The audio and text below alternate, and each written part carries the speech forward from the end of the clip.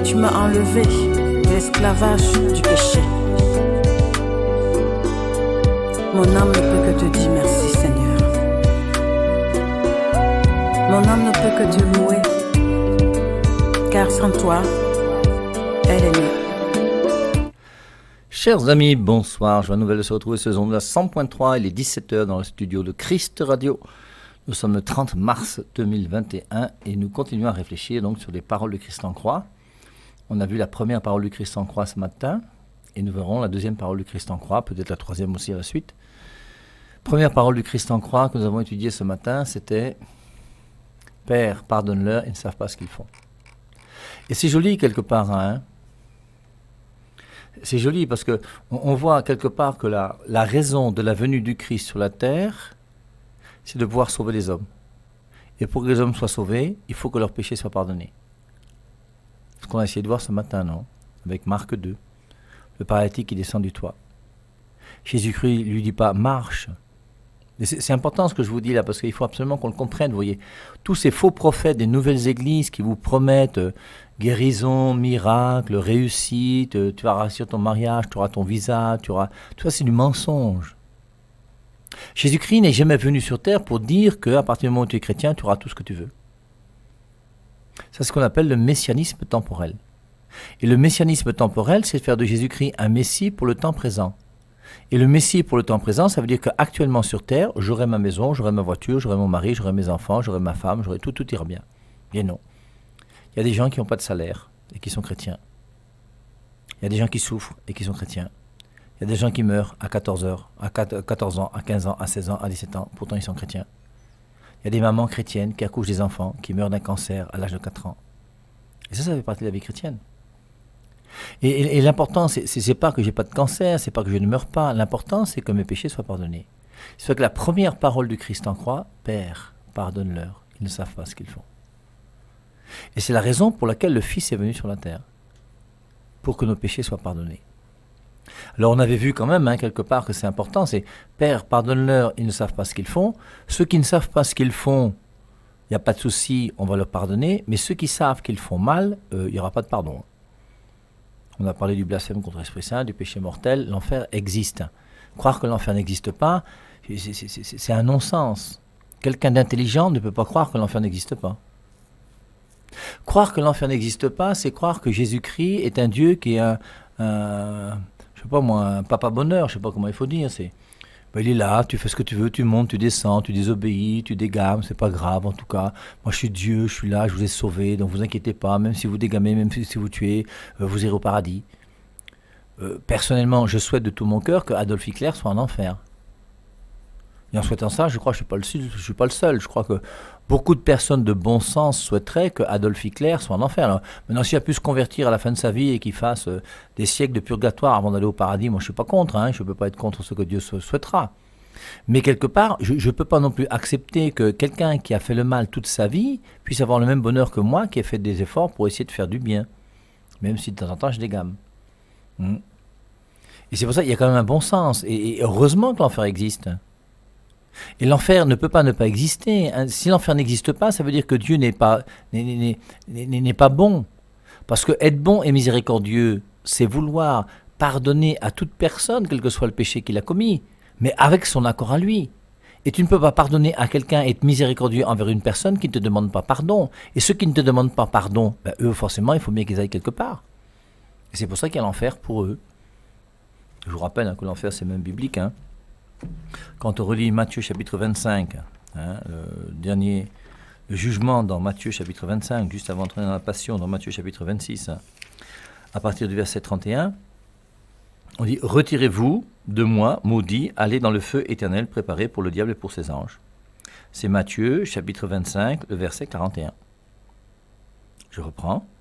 Ensuite, il dira à ceux qui seront à sa gauche, « Retirez-vous de moi, maudits, allez dans le feu éternel préparé pour le diable et pour ses anges. » Et il y a un feu éternel. Éternel, ça veut dire que ça finit jamais. Il y a un feu éternel. Alors, en plus, c'est même plus ce qui ne finit jamais. Ce qui ne finit jamais, c'est immortel. Éternel, c'est sans commencement ni fin. Et c'est très juste au niveau théologique. Hein. Retirez-vous de moi maudit, allez dans le feu éternel. C'est pas un feu immortel, c'est un feu éternel. Pourquoi? Parce que c'est la vie éternelle que tu as reçue. Et cette vie éternelle que tu as reçue par la nouvelle naissance, tu la vivras soit dans le bonheur, c'est le paradis, soit dans le malheur, c'est l'enfer. Et c'est une vie éternelle dans le malheur. Car j'ai eu faim, etc., etc. Et au verset 46, « Et ceux-ci iront au châtiment éternel, mais les justes à la vie éternelle. » Donc l'enfer existe bien, et c'est normal. Pourquoi l'enfer existe? À cause de la liberté de l'homme. Si Dieu avait supprimé la liberté de l'homme, il pouvait ne pas y avoir d'enfer. Mais Dieu a laissé l'homme libre, et à cause de ma liberté, je peux choisir de suivre Dieu ou de refuser Dieu. Et j'assume les conséquences de l'acte que je pose. Je suis responsable. Première parole, ce qu'on a vu ce matin, pardonne-leur, ils ne savent pas ce qu'ils font. Alors c'est Luc 23, 33, je vous relis, et Jésus disait, Père, pardonne-leur, ils ne savent pas ce qu'ils font. Puis se partageant ses vêtements, ils tirèrent au sort, le peuple se tenait là, à regarder, les chefs, eux, se moquaient, il en a sauvé d'autres, disait-il, qu'il se sauve lui-même s'il est le Christ de Dieu, l'élu. Alors après cette première parole du Christ en croix, je vous rappelle qu'il y en a 7, donc il y aura forcément une deuxième, puis une troisième, puis une quatrième, puis une cinquième, puis une sixième, puis une septième. Alors nous on commence à étudier les premières. Hein. Après vous pourrez continuer à étudier la suite, même si à la radio on ne le fait pas. Parce que dès qu'on va arriver à la résurrection, forcément, on va abandonner les paroles du Christ en croix pour rentrer dans le mystère de la résurrection. Hein. C'est très important, et c'est ça qui est important pour nous. Hein. Alors, deuxième parole, aujourd'hui tu seras avec moi au paradis. Luc 23, 43. Alors lisons Luc 23, 43. Je vous lis à partir du verset 39. Un des malfaiteurs crucifiés l'insultait. Donc on pense qu'il y a 2 malfaiteurs qui ont été crucifiés avec Jésus. L'un à droite et l'autre à gauche. Un des malfaiteurs crucifiés l'insultait. N'es-tu pas le Messie? Sauve-toi toi-même et nous avec. Mais l'autre le reprit sévèrement. N'as-tu donc pas la crainte de Dieu, toi qui subis la même condamnation? Et on voit même que parmi ces 2 larrons qui meurent auprès de Jésus, il y en a un qui est de bonne composition et l'autre qui est vraiment un mécréant et un bandit. Un des malfaiteurs crucifiés l'insultait. N'es-tu pas le Messie? Si tu es le Messie, alors sauve-toi. Et pourquoi? Et toi-même, et nous avec toi, sauve-nous. C'est quoi? Tu laisses mourir alors que tu dis que tu es le Messie. Mais l'autre le reprit sévèrement. Et on voit bien qu'entre le bon larron et le mauvais larron, il y a une discussion sévère. N'as-tu donc pas la crainte de Dieu, toi qui subis la même condamnation? Pour nous, toi et moi là, c'est justice. Nous payons ce que nous avons fait. Et le bon larron reconnaît qu'il a fait des choses mauvaises. Et le bon larron reconnaît qu'il mérite la mort. Pour nous, c'est justice, nous payons ce que nous avons fait. Mais lui, il n'a commis aucun crime. Alors, comment peut-il affirmer que Jésus-Christ n'a commis aucun crime? Peut-on penser que ce mauvais larron qui est là, enfin ce bon larron, puisqu'il va bien finir, qui est là à côté de Jésus-Christ, a déjà écouté Jésus-Christ prêcher à droite ou à gauche? Est-ce qu'il a entendu parler de Jésus-Christ déjà à droite ou à gauche?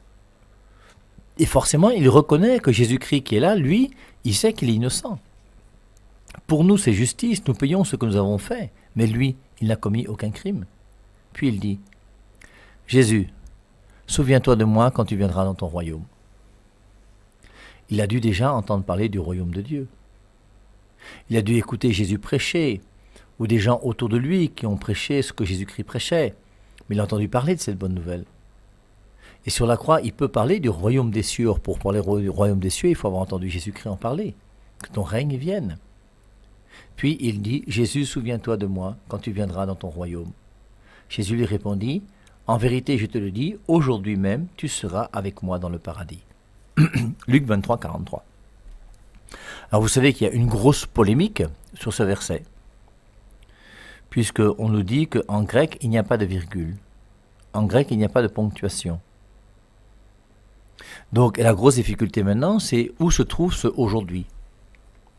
Jésus lui répondit, en vérité, je te le dis, aujourd'hui même, tu seras avec moi dans le paradis.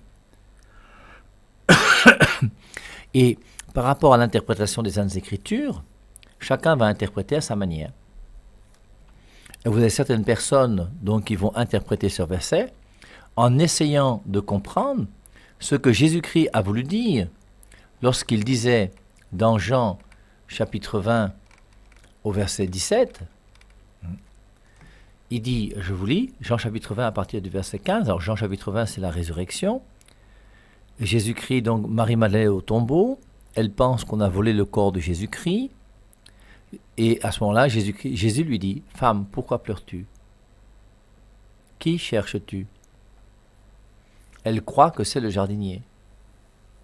Et elle lui répond, Seigneur, si c'est toi qui l'as enlevé, dis-moi où tu l'as déposé, que j'aille le prendre. Jésus lui dit, Marie. Et elle se retourne et lui dit en hébreu, Rabouni, c'est-à-dire maître. Jésus lui dit, ne me retiens pas, je ne suis pas encore remonté vers le Père. Va donc vers mes frères et dis-leur, je monte vers mon Père qui est votre Père, vers mon Dieu qui est votre Dieu. Alors on essaye d'opposer ce verset de Jean chapitre 20 verset 17 au verset de Luc chapitre 23 verset 43. Jésus-Christ dit au bon larron le vendredi saint, le jour où il meurt sur la croix, Jésus-Christ dit au bon larron, en vérité, je te le dis, aujourd'hui tu seras avec moi au paradis. La question qu'il faut se poser, le aujourd'hui là, s'il fait partie de en vérité, je te le dis aujourd'hui, 2 points. Tu seras avec moi au paradis, sous-entendu, plus tard. Par contre, si le aujourd'hui, en vérité, je te le dis, 2 points. Aujourd'hui, tu seras avec moi au paradis, c'est que le jour même, le bon larron s'est retrouvé au paradis avec Jésus. Alors, quelle est la bonne interprétation? Surtout que dans Jean chapitre 20, verset 17, il dit à Marie-Madeleine, Jean 20, 17, Jésus lui dit, ne me retiens pas, je ne suis pas encore remonté vers le Père. S'il n'est pas encore remonté vers le Père dans Jean chapitre 20 à la résurrection, comment peut-il être auprès du Père dans Luc chapitre 23 verset 43? Puisque pendant qu'il meurt sur la croix, il dit « Tu seras avec moi au paradis aujourd'hui ». Or 2 jours plus tard, le jour de la résurrection, il dit « Je ne suis pas encore monté vers mon Père ». Alors il est auprès de son Père ou il n'est pas auprès de son Père? Il a menti ou n'a pas menti? Comment comprendre ce verset? Et c'est pour ça que les adventistes, ainsi que les témoins de Jéhovah dans leur traduction de la Bible, traduisent en vérité, je te le dis, aujourd'hui. 2 points. Tu seras avec moi au paradis, sous-entendu, plus tard. Nous, les catholiques, nous traduisons en vérité, je te le dis, 2 points. Aujourd'hui, tu seras avec moi au paradis. Et le jour même, le bon larron s'est retrouvé au paradis avec Jésus. Alors, qui a raison? Surtout que les adventistes pensent en plus que l'âme meurt, puisqu'ils pensent que les morts sont morts. Je crois que les témoins de Jéhovah, c'est la même chose. Donc forcément, au bout d'un moment, si les morts sont morts, comment est-ce qu'il peut se retrouver au paradis le jour même où Jésus-Christ a parlé? Alors maintenant, si nous voulons chercher la vérité, et si nous voulons être honnêtes, comment faire pour savoir quelle est la ponctuation de ce passage de « En vérité, je te le dis ». Aujourd'hui est-il avec « En vérité, je te le dis » aujourd'hui est-il après « En vérité, je te le dis ». C'est très simple. Il suffit de regarder dans les Saintes Écritures les autres passages où on trouve cette référence où il est dit « En vérité, je te le dis ». Et vous avez ça par exemple dans Jean chapitre 3, le verset 3. Dans la discussion avec Nicodème, vous avez 3 fois Jésus-Christ qui utilise cette formule sacrée. Et 3 fois, Jésus-Christ dira « En vérité, je te le dis ». Au verset 3, au verset 5 et au verset 11. Et on va essayer de lire ces passages de Jean chapitre 3, verset 3, Jean chapitre 3, verset 5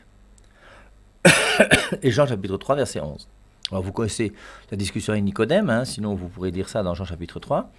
Jésus lui fit cette déclaration « En vérité, je te le dis », 2 points.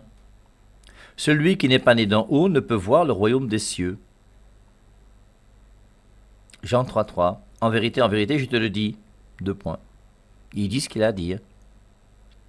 Ensuite, Nicodème lui répondit, quand l'homme est vieux, peut-il renaître? Qui retournera au sein de sa mère pour naître une seconde fois? Jean 3, 5. Jésus dit alors, en vérité, je te le dis. 2 points. Si l'on n'est pas né de l'eau et de l'esprit, on ne peut entrer dans le royaume de Dieu. Ce qui est né de la chair est chair, etc., etc. Je vous lis maintenant le verset 11.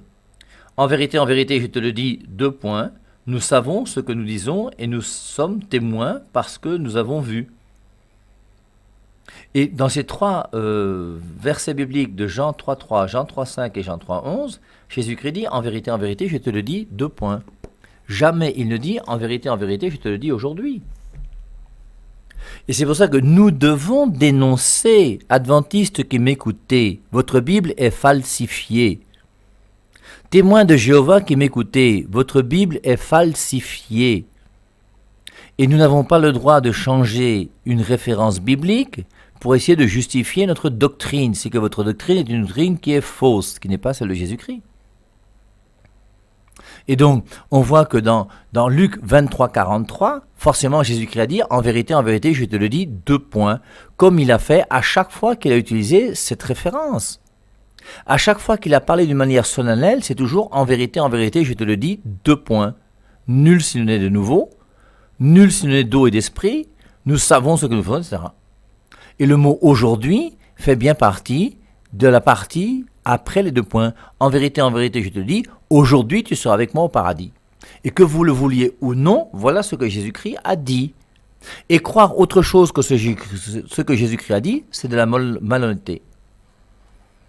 Et il faut être malhonnête, intellectuellement parlant, pour accepter que dans une traduction, on puisse mettre en vérité, je te le dis aujourd'hui. C'est en vérité, je te le dis, 2 points. Aujourd'hui, tu seras avec moi au paradis. Et quand Jésus-Christ a dit au bon larron, aujourd'hui, tu seras avec moi au paradis, on ne discute pas la parole de Dieu. On respecte les Saintes Écritures. Nous, les catholiques, je vous rappelle que nous avons toute la Bible complète avec les livres deutérocanoniques.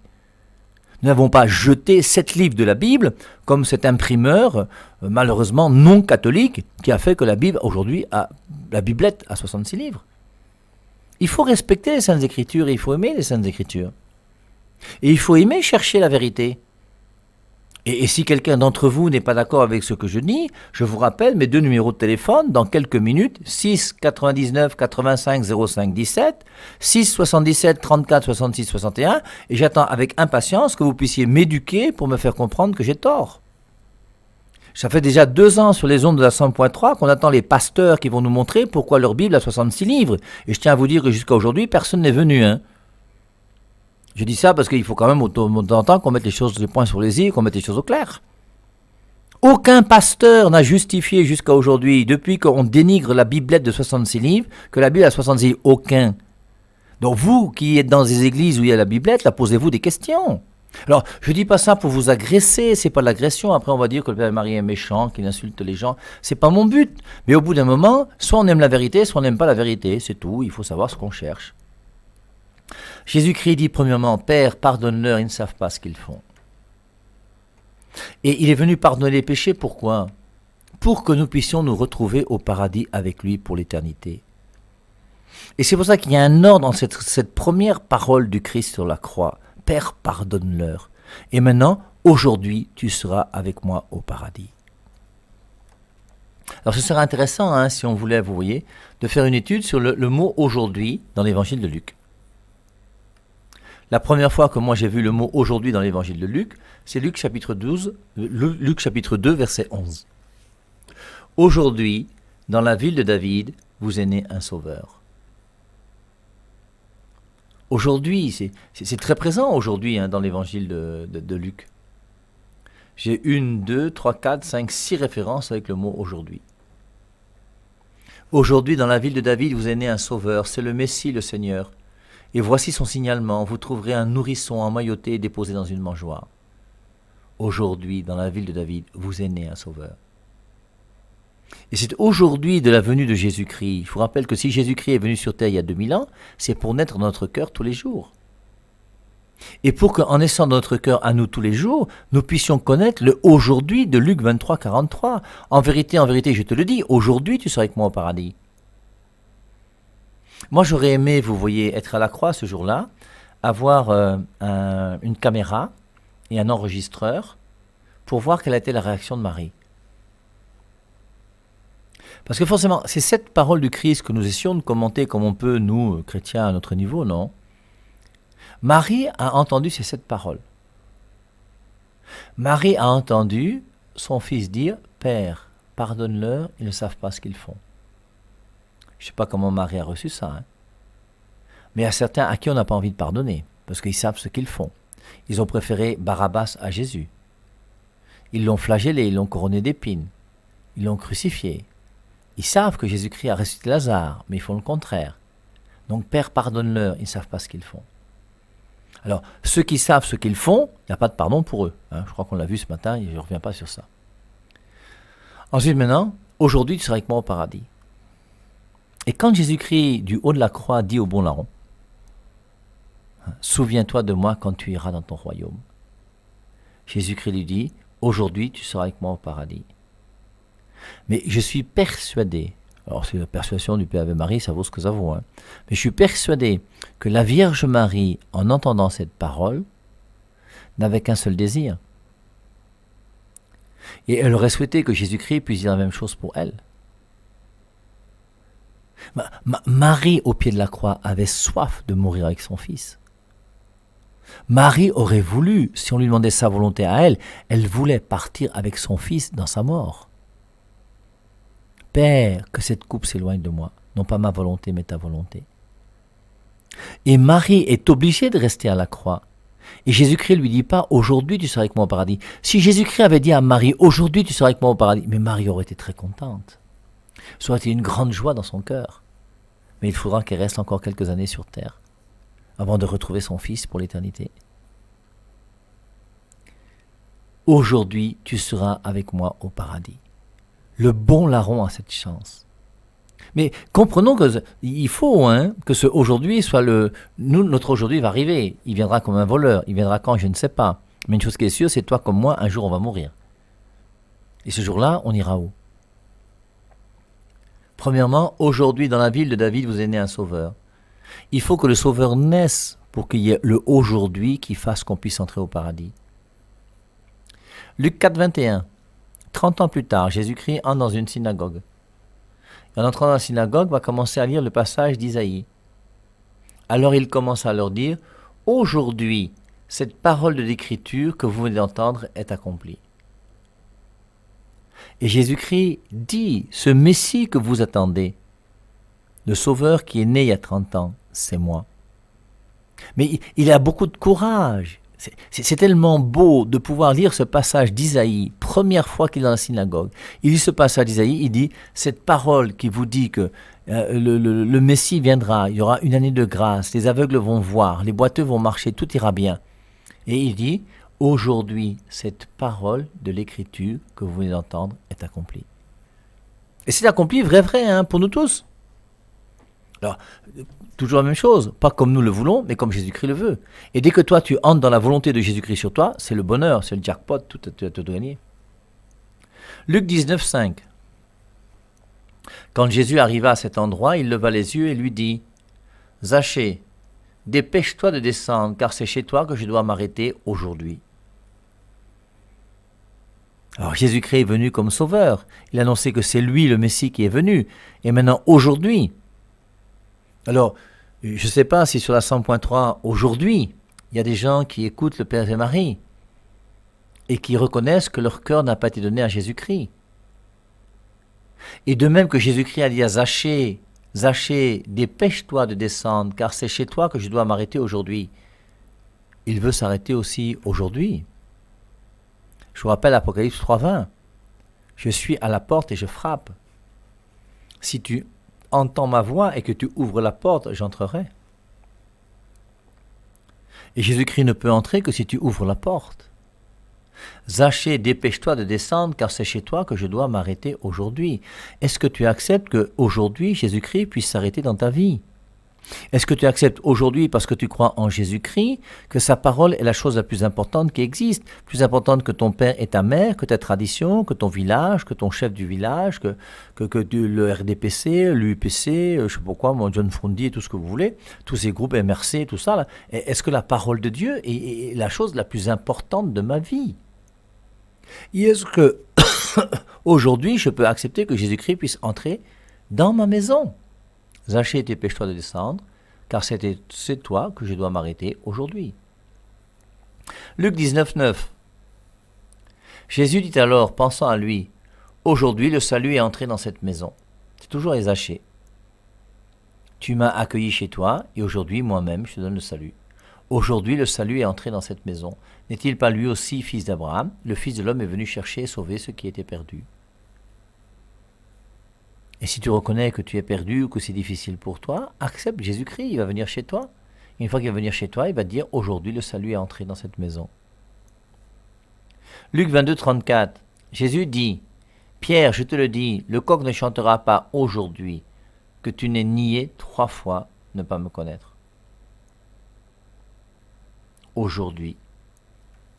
Et aujourd'hui, nous devons être capables de choisir. On a vu ce matin, veiller et prier pour ne pas entrer en tentation.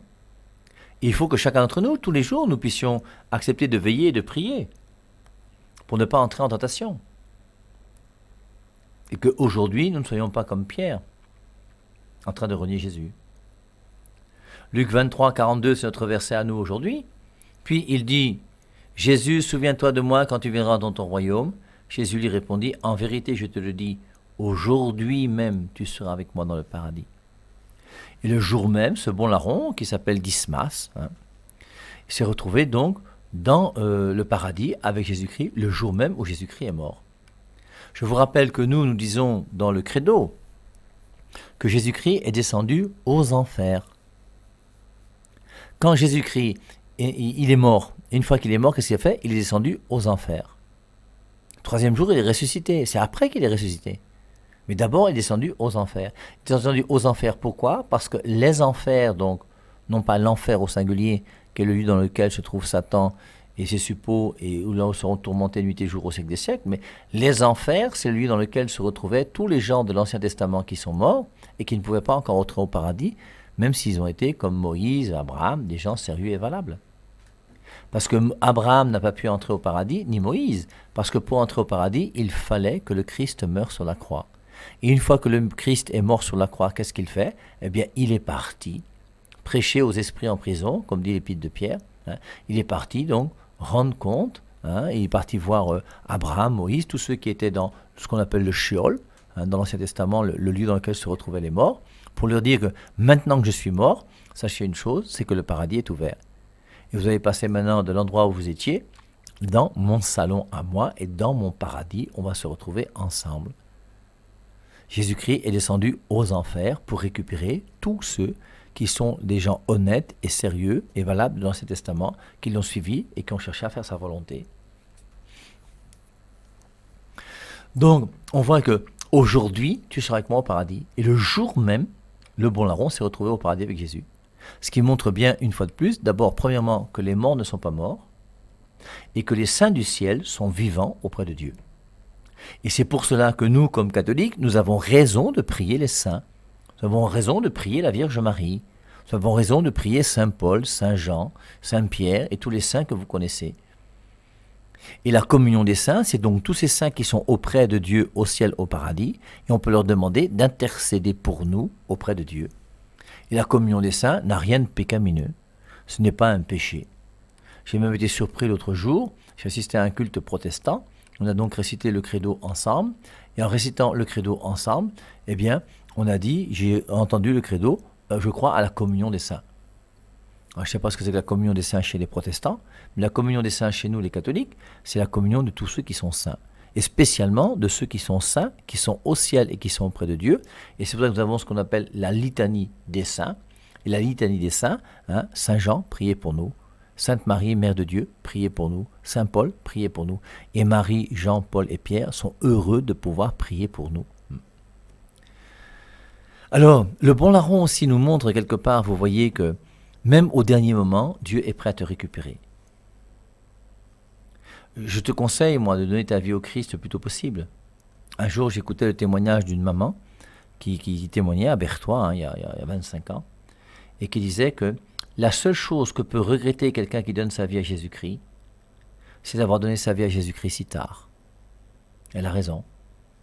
Parce que quand on a rencontré Jésus-Christ, qui est l'amour par excellence, le seul regret qu'on peut avoir, c'est de ne pas l'avoir connu plus tôt.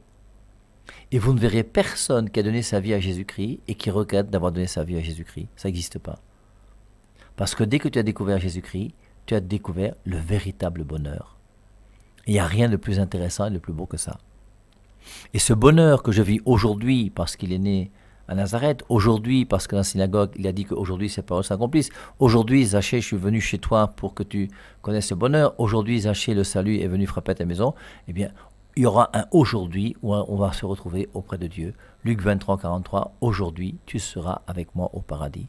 Et je souhaite que chacun et chacune d'entre nous qui écoutons le 100.3, un jour, on puisse tous se retrouver auprès de Dieu au paradis. Car sans toi, elle est mieux.